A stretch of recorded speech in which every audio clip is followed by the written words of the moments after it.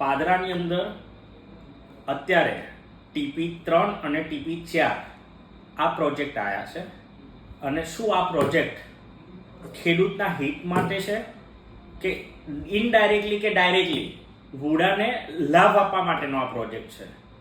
બધા જ ખેડૂતોને એની જાણકારી નહીં હોય, માટે જેટલા પણ ખેડૂતો આ જે પ્રોજેક્ટ આવ્યો છે TP3 અને 4માં તેના જે અસરગ્રસ્ત ખેડૂતો હોય એ ચોક્કસથી હકની વાત ટીમ એટલે કે મારો સંપર્ક કરી શકે છે. મારો સંપર્ક નંબર નીચે આપેલો છે અને આ વિડીયોના માધ્યમથી આવનારા સમયની અંદર જેટલા અસરગ્રસ્ત ખેડૂતો છે તેમને સાથે રાખીને તે લોકોને બેનિફિટ કેવી રીતના થાય, ખરેખર ટીપીની સ્કીમ ખેડૂતો માટે કેવી રીતના ઉપયોગી થાય અને ગેરલાભ એના શું છે એ તમામ લોકોને જાગૃત કરવા માટે આવનારા સમયની અંદર અમે લડત આપવાના છે. તો જેટલા પણ પાદરાની TP3 અને 4ની અંદર જેટલા પણ ખેડૂતોનો સમાવેશ થયો છે, એમની જમીનનો જે ઉપયોગ કરીને ડાયરેક્ટલી વુડાને લાભ થાય તેવા પ્રોજેક્ટ લોન્ચ કર્યા છે, એ તમામ માટે અમે લડત આપવાના છે. તો તમામ ખેડૂતો મારો સંપર્ક કરી શકો છો. જય હિન્દ.